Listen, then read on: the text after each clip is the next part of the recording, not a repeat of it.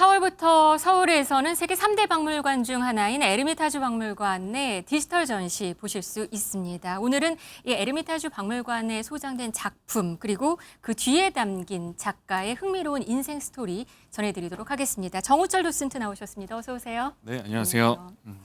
지난 시간에 에르미타주 박물관 소장품만 무려 한 300만 점에 이르는 초거대 박물관이라고 말씀해 주셨는데요. 정말 전체 동선 길이가 27km에 달한다고 해요. 이 넓은 곳 어디서부터 하나씩 보면 좋을 것 같은데요. 오늘 어디 하나 소개해 주시죠. 네, 사실 다 좋긴 한데 네. 또 에르미타주의 꽃이라 불리는 곳이 신관이에요. 네. 이제 겨울궁전 저번에 얘기했잖아요. 네. 겨울궁전 뒤쪽에 들어가면은 굉장히 커다랗고 이 곡선 건물이 있거든요.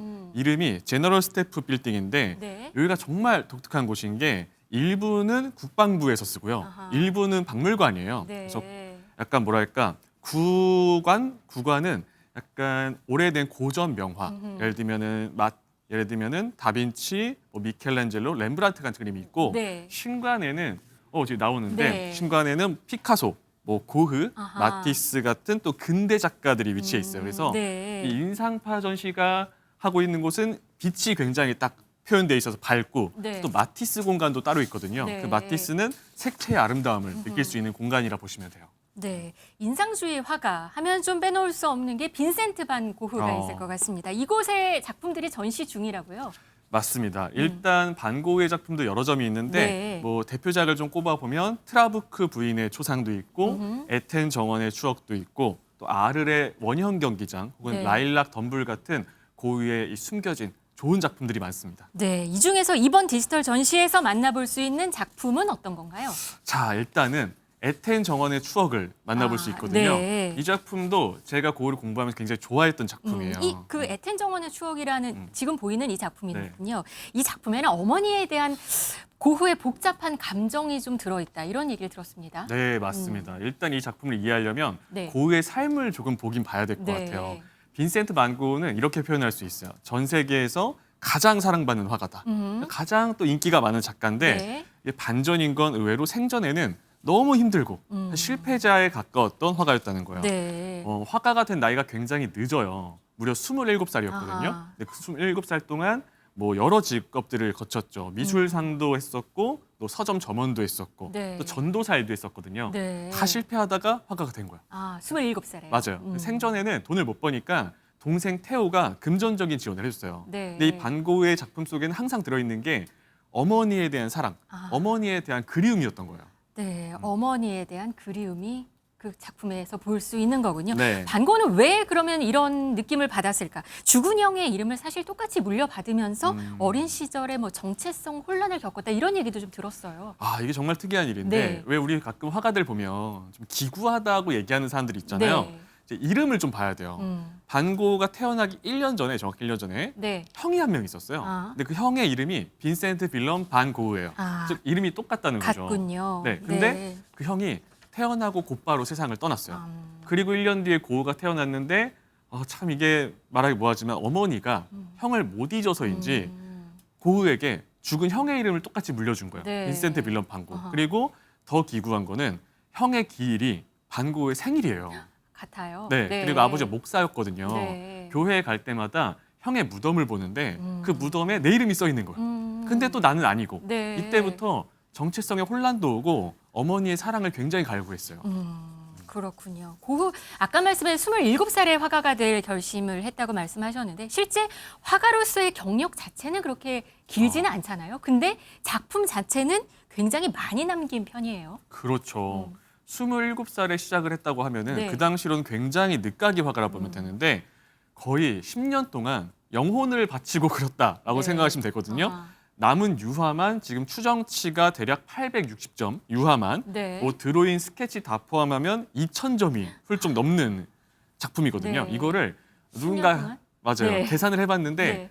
대략 한 점당 36시간 정도 꾸준히 10년을 그렸다라고 보시고 네. 그리고 우리가 알고 있는 대부분의 고흐의 대표작은 생애 마지막 2년에 거의 다 나왔어요. 뭐 생애 마지막 2년에 거의 대부분의 작품들이 나왔다고요? 맞아요. 별이 빛나는 밤, 뭐 네. 아르레 침실, 해바라기 이게 다 말년에 나온 거죠. 네. 그러면 이번에 디지털 전시에서 보게 되는 에텐 정원의 추억 이것도 마지막 2년에 나온 건가요?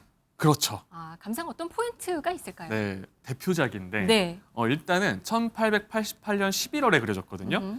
이 아르리란 곳에 살아요. 네. 노란 집에 살았는데 그때 고갱이라는 화가 같이 산 거예요. 예술가 공동체를 만들겠다고. 근데 네. 고갱이 고흐에게서 뭘 알려주냐면 너는 보는 대로만 너무 그린다. 그러지 말고 상상해서 그려라. 아, 상상하는 법을 고갱에게 배운 거죠. 네. 그리고 고흐도 이때 크게 감명을 받아서 눈에 보이는 대로 그리는 게 아니라 자신의 추억들을 그리는데 자 그림 속에 저기 좌측에 두 인물이 나와요. 지금 보이는 이 그물이 맞습니다. 그림이죠? 네.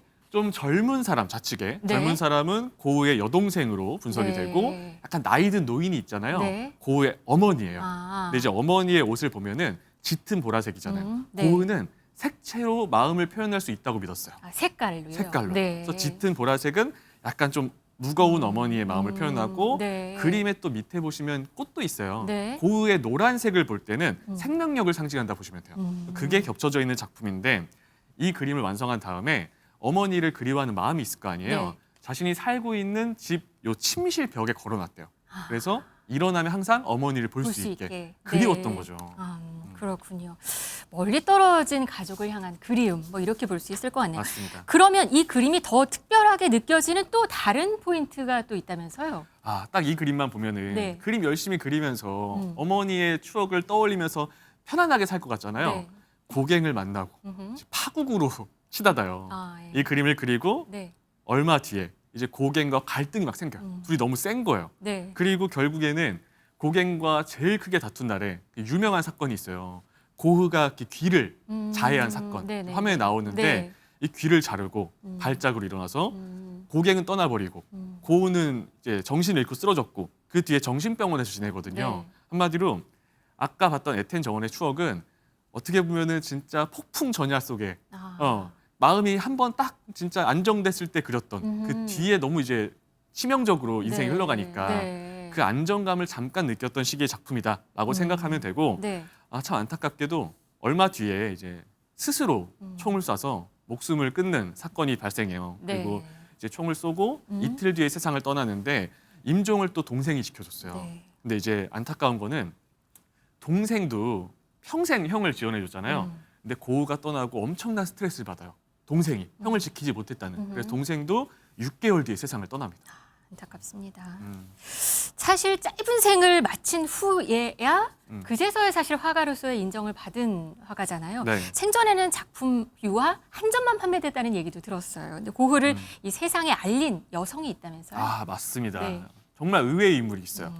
동생 테오의 아내 요한나예요. 네. 저 인물을 빼놓으면 안 됩니다. 네. 원래는 이 두 형제가 따로 묻혀 있었어요. 네.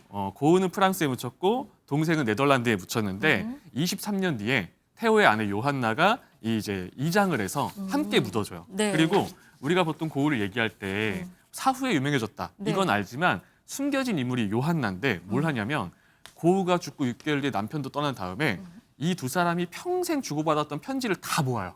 그리고 영혼의 편지라는 책으로 출판을 하고 네. 고흐가 평생 그렸던 팔리지 않았던 작품들을 아. 전부 지켜요. 지금 보이는 이 건가 보죠? 편지. 여기가 이제 맞습니다. 네. 이 편지를 다 지켜서 책으로 출판을 한 거죠. 그래서 사실 고흐가 유명해진 데는 저 편지가 세상에 나오면서 이제 시작이 됐다라고 보시면 되는데 네. 그 뒤에 역할을 해준 게 다 저 요한나였던 거죠. 알겠습니다. 이 반고흐를 비롯하는 이 세계적인 작가들의 디지털 전시를 앞두고 있는 상황입니다. 오늘 에르미타주의 보물들 여기서 마무리하도록 하겠습니다. 정우철 도슨트였습니다. 고맙습니다.